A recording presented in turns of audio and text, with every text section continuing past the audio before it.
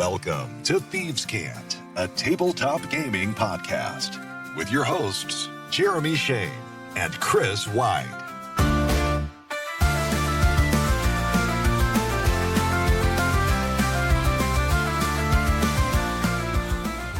All right, welcome in. It is Thieves Cant, the tabletop gaming podcast. Jeremy Shane, Chris White. Good morning. Good morning. Hello, everyone. I say good morning. It may not be morning where you are. It's but morning here. Did you get any gaming done over the week? Not tabletop, but I have worked on my Star Citizen setup. So I have my joysticks locked to the desk. I'm ready for some space action. Still flying around the galaxy, huh? Not really. More just playing with the joysticks and trying to get them lined out with 10,000 key bindings, but I'm sure I'll have fun at some point. So, hey, we got a big show coming up today. We are going to touch on a crowdfunding campaign on a massive, massive dungeon. That ends soon. You might want to get in on that. Our main topic today, we've got a Thieves Cant draft. Yeah, I'm excited about this. Oh, baby. We're going to be making some shady picks, all about monsters in that Thieves Cant draft. All of that coming up. But first, let's jump into the news. Well, Chris, this week, D&D, on D&D Beyond, they have launched Sigil. This is their new virtual tabletop platform. Yeah, this is kind of big. It's kind of been anticipated for quite a while. I think some people are a little against it. Oh, you think so? Yeah, there are some people I think who are concerned, I guess. But I'm looking forward to it. I want to see what they have on offer. It's probably going to be the best looking virtual tabletop out there. Now, I say that as someone who doesn't play a lot of games online. I don't have a lot of virtual tabletop experience. So I don't mean to insult your tabletop of choice, but Sigil is powered by Unreal 5, completely 3D. It looks like a video game. If you want your D&D session to look like a video game, this is all for you. I don't know. Do you think? I think there is an audience for this. It's not everybody. I mean, you have a lot of people who want the tabletop experience, who want that live, in the room with their friends, eating some Doritos, drinking some Mountain Dew, having some fun, right? But at the same time, there are people who might prefer this. Maybe you're a little more introverted, or maybe you just don't have time. Yeah, or maybe, look, you just don't have a face-to-face gaming group. That's the reality for a lot of folks. That's right. I think, we can relate to this. Most of our gaming group has moved away. Sure. So, I mean, this, these offer that opportunity to play with friends who maybe aren't as close. Stay connected. So it's interesting to see how this experience feels. It shows that the hosting is $458 a month. That seems reasonable. I think the big question a lot of people have is, what kind of monetization are we looking at with this in the future? You're talking in terms of adding that visual content, adding minis. Right. Is there going to be a price for that? Right. Oh, you can most assuredly guarantee there will be a cost. We know that WotC really invested a lot in this. They were viewing this as the future of gaming. So I would guess that there's going to be other revenue found in this system. No doubt. But time will tell. You're right. Yeah. So as you said, $458 for hosting. Players can join games for free. All right. So if you're just a player and somebody else is paying that $458 to host it, you can just jump in and throw your virtual mini on the virtual table and virtually play D&D, I suppose, if that's your dish. All right.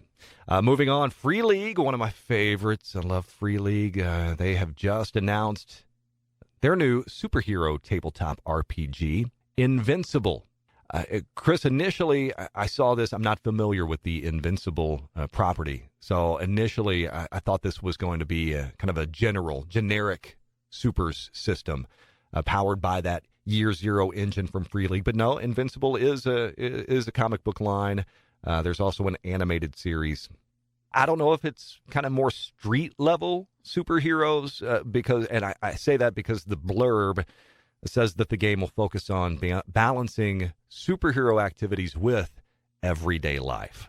You think back to, I don't know, what was the Clark and Lois and Clark? Lois and Clark. Yeah. So, he can stop a train, Superman, but he struggles to be a father. Yep. He can't relate to his own children. So maybe we're getting some of that within Invincible. This is coming from Skybound Entertainment.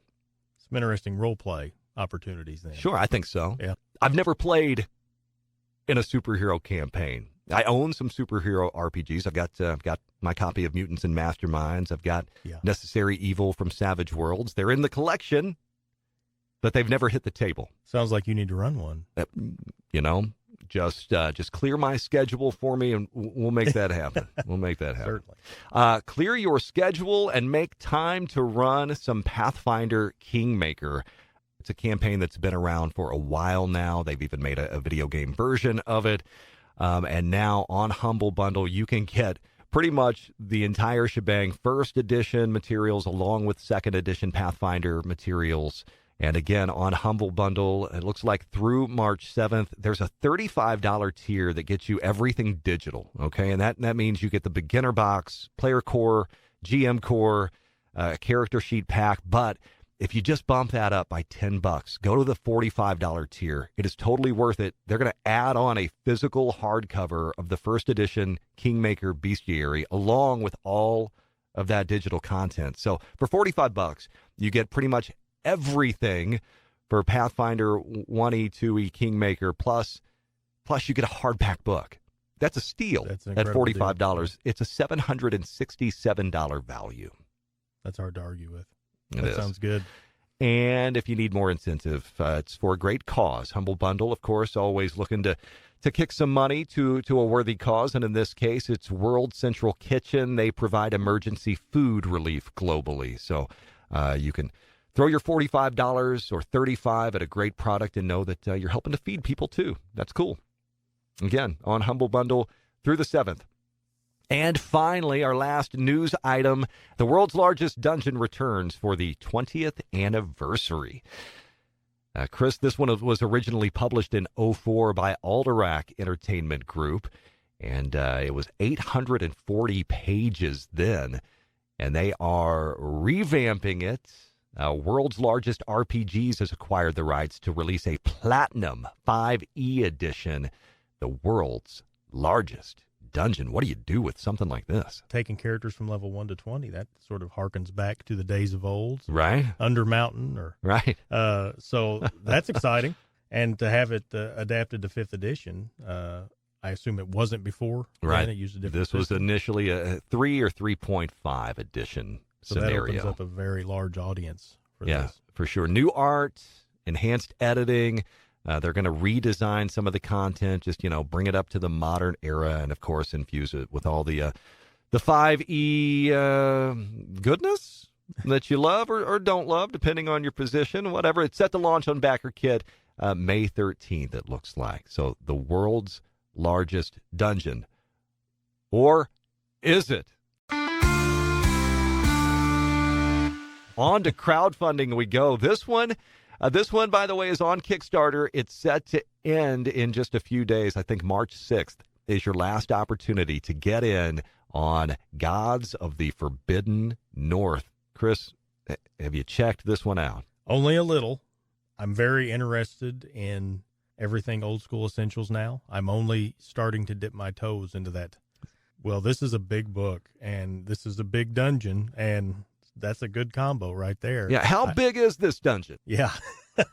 Yeah, 1,400 pages for the whole adventure. 1,400 pages. Take that, world's largest dungeon, and your 840 pages. Yeah, so I don't know how many pages of it are dungeon, but regardless, just looking at the Kickstarter and some of the backdrop of the world, of course, this is the 3rd volume and final volume. Kudos to you. If you are able to pick something like a product like this up, get it to the table, and run it successfully. For me, and I imagine for a lot of GMs, and Chris, feel free to disagree, put me on my place here. This is a gold mine of material that I can sift through, that I can pick apart, that I can repurpose. As far as actually sitting down and planning to run a 1,400-page adventure, taking you through, and again, this is 3 volumes worth, right? So I don't know how I would manage that cohesively, but I can mine it for parts. Well, yeah, absolutely. Absolutely. And I don't know how much all of it's tied together. 23 tower dungeons alone. Right. That sounds like a campaign's worth, I would think. So, yeah, it'll take you at least 2 or 3 sessions to get through all that, I think. It's going to be a bit. All right. So, again, that is Gods of the Forbidden North. There's a couple of different tiers there. $59 if you just want all the digital stuff, the PDF versions of the trilogy. You can get all 3 in hardback for like $119. That's a pretty good price for 3 hardback campaign books, especially, they're beautiful. All right. And with that, Chris, are you ready? I'm ready. Today, we've got a Thieves Cant draft. We've got some Shady picks. It's all about monsters. We've said so long to February, but with February came the release of the new 2025 Monster Manual, completing the release of the 3 new core rule books. So we figured, with the Monster Manual now out, why not make some picks, just picking some monsters that we think are kind of fun, that we're interested in, and we're gonna see if we end up stealing a pick from one another. We don't know how this is gonna go. All right. Well, before we can make a pick, Chris, shall we roll for initiative? Of course. Let's roll. No modifiers, of course. Even my decks. I don't get to count that. Didn't think you wanted a penalty. Oh, yeah, well, that's true. All right. True. What'd you roll up? I'm looking at a 10 right here. All right, I've got you beat with an 18, All right. which means the first pick will go to me. By the way, I should clarify, before we start making picks, are we allowed in this monster draft to choose humanoids? What is a humanoid? That's a good question right now. I just know that there's some controversy on whether we can classify humanoids as monsters. I'm going to be honest with you. I didn't even look at the new Monster Manual when making these picks. So a lot of mine are based off older editions of D&D. We should put that caveat out there. This is not edition specific. It may not even be D&D specific. All right. I know you're waiting. I'm on the clock. Let's hear it. All right, my first Shady pick.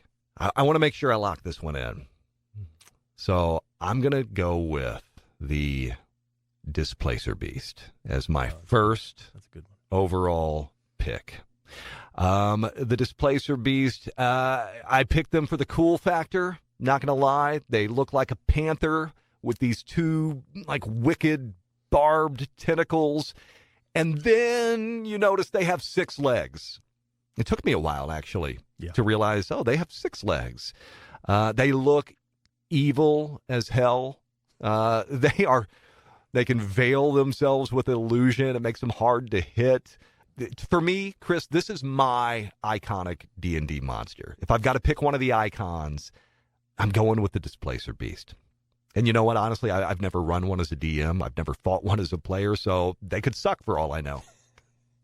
No, it is a good pick. I actually considered Displacer Beast. I decided to go with something different. Okay, well, with your first pick, then let's hear it. Well, I had to go with Lizard Folk.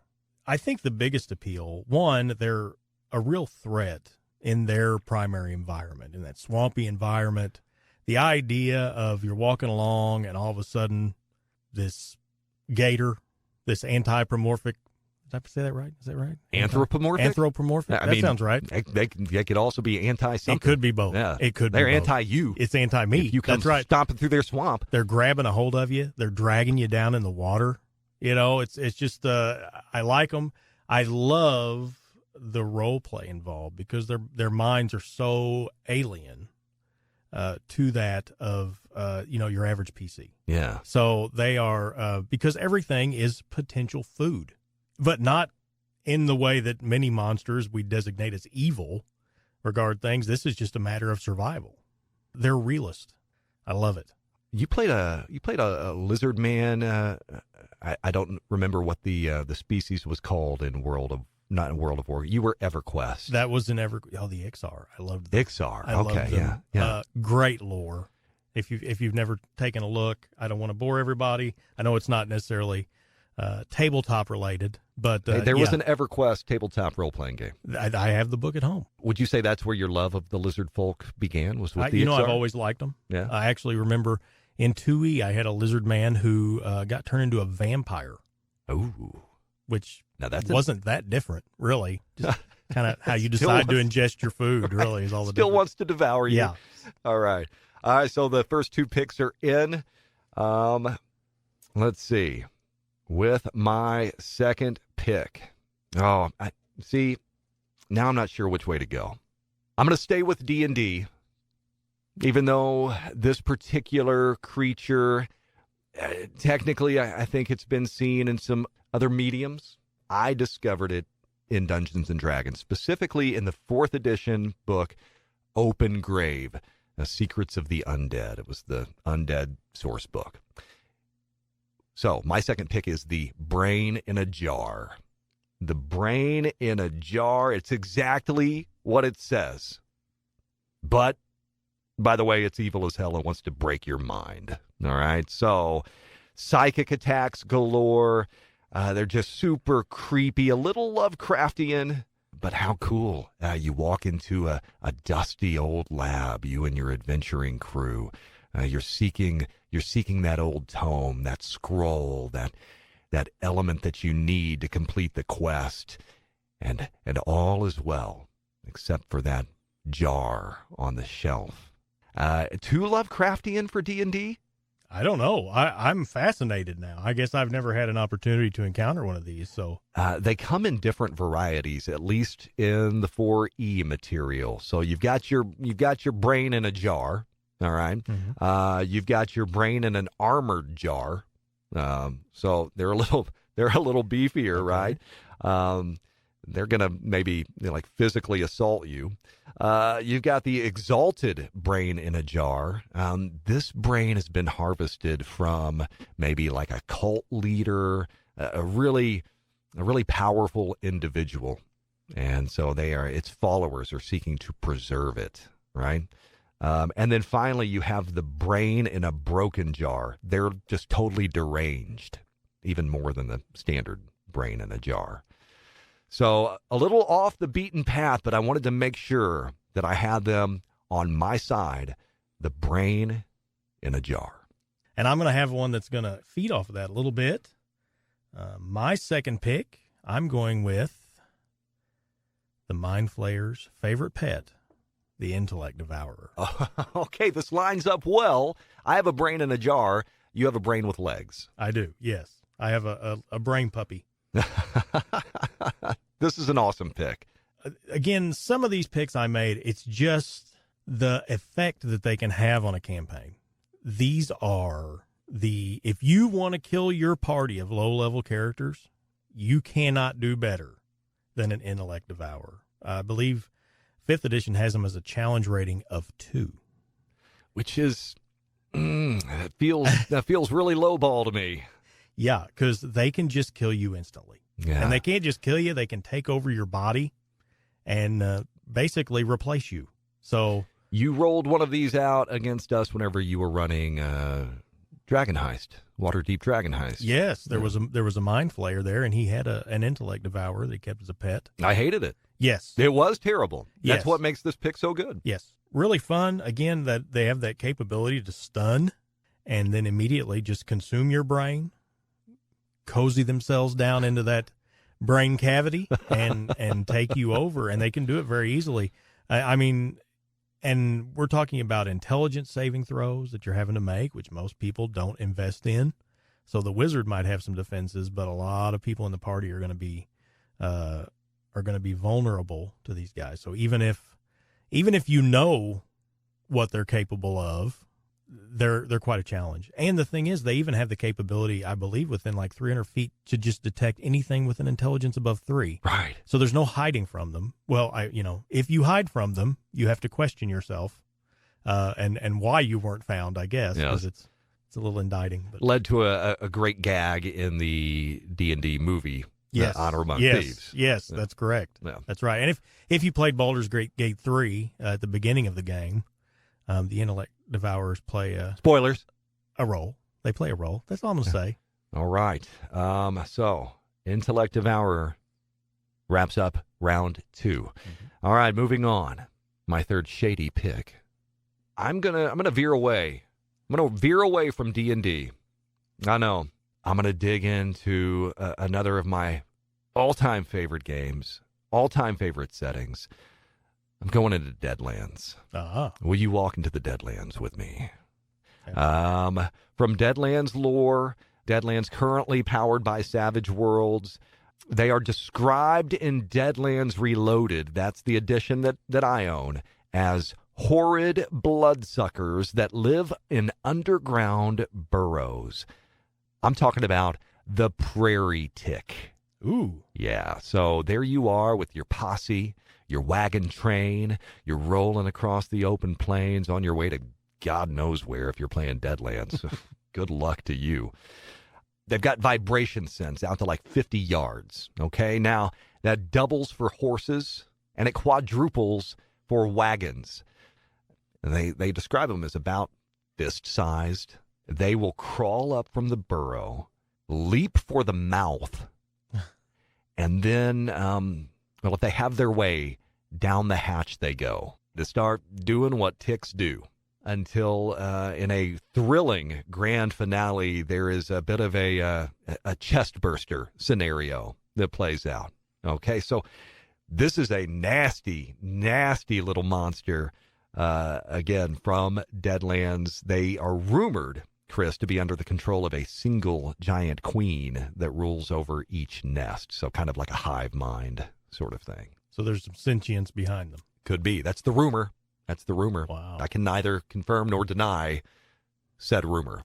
Yeah, that sounds horrifying. Prairie tick. That plays into a lot of phobias. That's my third pick. My tick pick. That's a good pick. Yeah?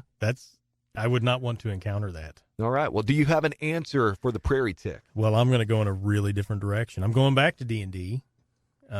This is not a monster that is particularly threatening physically. It's not doesn't have overwhelming statistics. It's generally a passive creature until it smells metal, and that would be the rust monster. Oh, good call. This is classic. We try not to metagame, but I think we all do to some extent.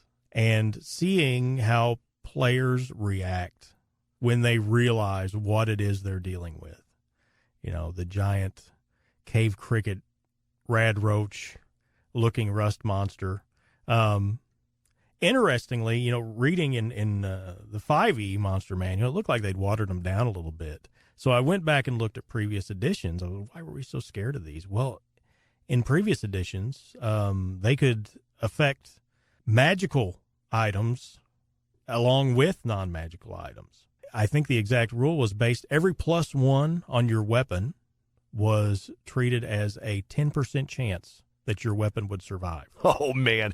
If you really, really want to make somebody mad. Well, this was the way, that was always what was said was if your party was a little overpowered and you needed to bring them back in line, just throw a few rust monsters at them. But it's just so funny, because, again, the creature statistically is not that impressive. But every time you hit it, there's a pretty good chance you're losing whatever you hit them with. Yeah. That fighter in armor, not for long. Right. It's about to disintegrate and fall off of him. That shield that he's holding, that's about to go. All those treasures they have, everything is up for grabs. And so it really kind of throws the normal combat dynamic on its head. Right. Who's going melee with the rust monster? Right. Not it. Every melee character in the group just standing on a chair and screaming, kill it, to the wizard, please kill it. It is fear-inducing for very different reasons than most creatures. The psychology involved is fascinating. My character I don't care so much about, but my gear don't touch. That's an interesting psychology. Yeah, it is. I kind of like to also think of it as the murder hobo's delight, because it's just a big bug. So if you don't understand what this thing is capable of, you're just going to go in wailing on it like everything else you have in the campaign. And all of a sudden, your implements of destruction may fall apart in your hands. So it does really throw a wrench into the traditional mechanics of D&D. Is it a jerk move on a DM's part to throw this at a new party or a party that's not familiar with the Rust monster? I don't think it is. I mean, is it a jerk move? Well, yeah. I mean, you're taking something away from the players more than likely. No. Unless they can come up with a good strategy. But it's no different than, killing a player character. Don't kill the player. But as far as, it's, sometimes that's what you need in the game. It's an element of risk. Now, if every encounter included a Rust monster, that's probably a problem.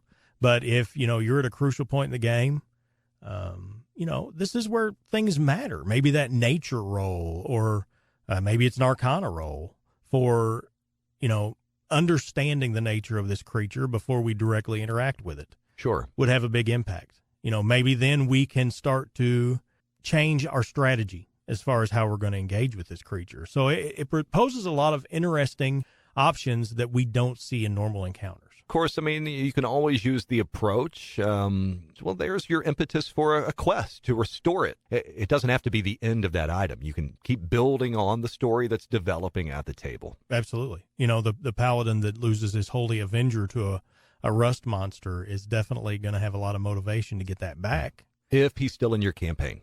That's true. Yes. Because he probably left. You just got yourself a new NPC. Yeah. All right, so that's the Rust monster. Chris's third pick. My fourth pick. I veered away from D&D to pick the Prairie Tick last round, and you know what? I'm not going back to D&D. I'm staying away from D&D with my fourth pick, and I am delving into the Cthulhu mythos. Mm-hmm. Are you ready? I'm ready. To be hunted by the Hounds of Tindalos. Oh, my goodness. Some of the most unsettling entities in the mythos. These things, I mean, they're not described ever in, great detail, but they're canine in nature, all right? They are called hounds. They hunt through time itself. They emerge in the lore from, sharp angles. So you would do well to stay away from corners. Once they mark someone, there's just no real escape. So in a twisted way, the fact that they want to eat you is the least weird thing that's happening here. What's truly scary is their inevitability. Just the fact that once they sense you, they will find you, no matter how many dimensions or lifetimes it takes them. That is scary. It's just the unrelenting pursuit. And I think that they are just downright terrifying. And that's why they are my fourth pick. So what do you have for number 4? Kind of a different pick. I chose the Death Knight. Ooh. And I think there's a lot of personal experience with this. In our campaigns years ago when we were young and full of spirit, we had a lot of encounters with Soth, Lord Soth, and his 13 Death Knights in Ravenloft, and they were an absolute terror every time we encountered them. Obviously, a very high-level campaign. The Death Knights just, obviously there's that lore of the fallen paladin that finds himself in this eternal damnation, this cursed form, to forever be this force for evil and in complete opposition to what he stood for in life prior to breaking his vows. Yeah, that's that antithesis. That's the cool part, right? I think that's the lure, at least for me, whenever I think of why a Death Knight is so cool in a gaming sense. Yeah, it's like you've got the other side of the coin to the paladin. Yeah, and there's just tragedy built into them. Sure. And I mean, I'm not the greatest Kryn historian, but with Soth's Death Knights, I believe they actually never broke their vows, but instead they had the option to stay loyal to their lord as he entered into eternal damnation or to abandon him, and they all chose to stand by him. Also in combat, if played well, particularly in previous versions, they were an absolute terror. Aside from the fact that they were very competent combatants, they had 2 particular abilities that synergize so well in making them an absolute terror against players. And that was, first of all, the ability to cast Fireball once per day, a 20d6 Fireball to be exact. That's a lot of damage. Yeah, I noticed in 5e, I think that's been downgraded quite a bit. But in older editions, it was a 20d6 Fireball they could cast once a day. They also had another ability, which was Power Word Kill was one of their abilities, which, of course, as you know, if a player is under a certain number of hit points, they just instantly die. So that Fireball was a real good setup for a Power Word Kill, and we don't even have to engage in melee because you're done. And so, there it is. Yeah. So they were, again, very well made. If you saw these in groups, solitary, they're a problem. You might very well lose a party member if you're not paying attention, but to have any kind of group of them together is incredibly dangerous. That is an excellent pick. Any fantasy setting, there is some sort of version of the Death Knight. They are classic. They are iconic. And frankly, I'm glad one of us has them on our list. They belong here. Yeah, they don't get mentioned as much, I think, as some of the other classic creatures, but they're pretty great. All right, down to our last picks. Okay, so I did creep back towards D&D, but I wanted to find a monster that has been a part of D&D lore throughout its history, but has been drawn from Greek mythology inspiration. And we've got lots of options in D&D when it comes to Greek mythology, but ultimately I settled on the Minotaur. I think the Minotaur is iconic in its own right. I love the lore of a Minotaur. Even going back to Greek mythology as a kid and just loving those stories. King Minos had the Minotaur in his maze, and it was Theseus, the hero, who had to navigate the maze, survive the Minotaur. And just to see that beast brought forward into D&D lore, where, we've got these different factions, these different groups of Minotaurs. There are some who are quite noble, right? Who revere Bahamut and Moradin and some of the good aligned gods, while there are others who are pure evil, worshippers of Baphomet, right? I think the Minotaur is rich and really unexplored. A lot of their society is kind of shrouded in mystery. They're just described to have these hidden away, secret mountain societies. It's a rich playground for I think, a GM and a playing group to explore. I'm so glad you said Minotaur. Yeah. This was on my short list. Yeah, these, as far as lore, as far as interesting role play goes, they are all over the place, and it is rich. I mean, in a lot of places, they're just portrayed as almost simple brutes wandering through the maze, right? Just absolute monsters to fill your nightmares and a little more. In other settings, they are almost advanced in how they, Kryn in particular, with, of course, Kaz the Minotaur, who was the companion of Huma, the great paladin, the legend. But beyond that, there's actually a kingdom in the Dragonlance setting. I love this so much. This gets me so excited. It's in this kingdom. It's almost a Romanesque. So that's sort of the skin that's over this kingdom is everything is sort of Roman in influence, and Minotaurs are a huge part of that society. So the Senate has these Minotaurs and robes and all this, but one thing in particular is they have this tremendous legion that spearheads their armies. It comprised exclusively of Minotaur paladins in full plate Romanesque armor that ride out on these giant war horses. And I love that imagery. Minotaurs can be so much in this game. Yeah. Are you scared of bulls? No. Are you scared of a bull riding a horse? Yeah. No, I am. I bet you're scared now. I am now. Yeah. So the Minotaur. Cowman. I love it. Absolutely. Cowman. Yeah. I don't know why they didn't go with that name. Just call them cow. If fighters were once fighting men, then I think Minotaur should just be cowmen. Utter destruction. I'm sorry. All right, Chris, you have one more shady pick to make. Well, this is really hard because there are a lot of things I want to put on this list. There's a lot left on the board. And they're big players. But there is something rather conspicuous missing. There is. From both of our lists. There is. And so now I'll shut up because I don't know what your pick is. Well, okay, it's not that. So maybe let's talk about that first. I'm not picking a dragon. Oh, my mind is blown right now that neither of us went dragon of any variety. Yeah. That's pretty hard to justify because they are amazing. Yeah. These are the capstone of any adventure. Yeah. Go ahead. But again, we framed this draft. We framed these shady picks as these are just monsters, creatures that we think are cool.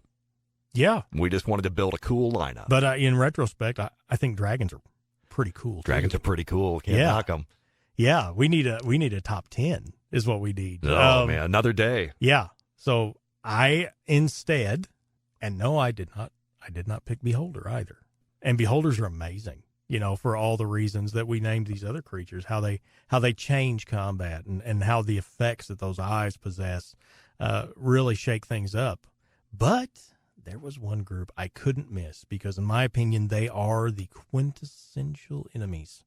And it's not a creature, but a type of creature. And I'm going to go with fiends. Ooh. If ever there were masterminds to be working behind the scenes, dragging what might be otherwise innocent individuals into their own downfall and depravity, it would be the fiends. From the devils to the demons to the daemons, whatever name they go by. Right. The fiends are just the ultimate evil in the entire multiverse. Well, they can be everything from, much like the Minotaur, we spoke about the range, mindless, like ravaging beasts, to absolute manipulative puppet masters pulling the strings. I mean, fiends just, they are all over the place. Take your pick. Everything in between. We all remember the Baelor in The Lord of the Rings. Oh, yeah. Well, would you like that in D&D? But we'll give him a sword made of lightning, too. How about that? Right. Yeah, it's there. That's one of the most powerful demons, short of a demon lord. Or, to consider the pit fiends. I mean, there's a limited number in the whole multiverse, right? Like there can only be like 11 of them. Yeah. And there's just this ring of generals and this great army of hell. And just that idea of the shadow just with flame behind it and then that wicked grin coming across its face. That it's they are everything from their temptation, their greed, the worst qualities of humankind are encompassed in the fiends. These are the ultimate bad guys because that is their ultimate drive, to corrupt. They are in a D&D sense, the natural enemy for humanoidality. Is that a word? I would say. Yeah. They represent destruction. When you look at the demons, they represent corruption. They represent tyranny in its truest form. Yeah. So all these forces that are diametrically opposed to good folk. From Asmodeus to lowly spirits just entering the hells. They're fascinating. They're foreign, they're alien, and yet we can see ourselves in their reflection. So they're interesting creatures. Running through them one more time, my 1 through 5 went like this: Displacer Beast, Brain in a Jar, Prairie Tick, the Hounds of Tyndalos, and the Minotaur. Chris, you went with the Lizard Folk, Intellect Devourer, Rust Monster, Death Knights at number 4, and Fiends at number 5. And that will wrap up our shady picks. It'll also wrap up this episode of Thieves Cant. It's been a lot of fun. Chris, we have exhausted ourselves today. Yeah, I need a nap. Yeah, tell you what, if you like our picks, you disagree with these picks, you've got some shady picks of your own, we would love to hear from you. thievescantcast@gmail.com is where you can reach out. We're on the socials as well at Thieves Cant Cast. You can look around for that. We probably don't really have anything posted right now, but watch that space. It'll be stirring to life, much like some other monsters that we know. It's under construction. As soon as that's up and going, you can tell us what we got right, what Jeremy got wrong. Yeah, I know you want to. I know you're dying to. Absolutely. Yeah. All right, so hit us up. And coming up next time, we're going to stick with this whole monster theme for a bit. Chris, you and I are going to pay a visit to the Forge of Creation. Oh, I'm looking forward to that. You ready to go in there? You've been asking me what's behind that door. I'm ready, brother. Yeah, I'm going to open up that door, and we're going to enter, and we're going to craft our own unique monster. It might become one of your Shady picks. For Chris, I'm Jeremy. This has been Thieves Cant. So long! Thank you for listening to Thieves Cant. Email thievescantcast@gmail.com.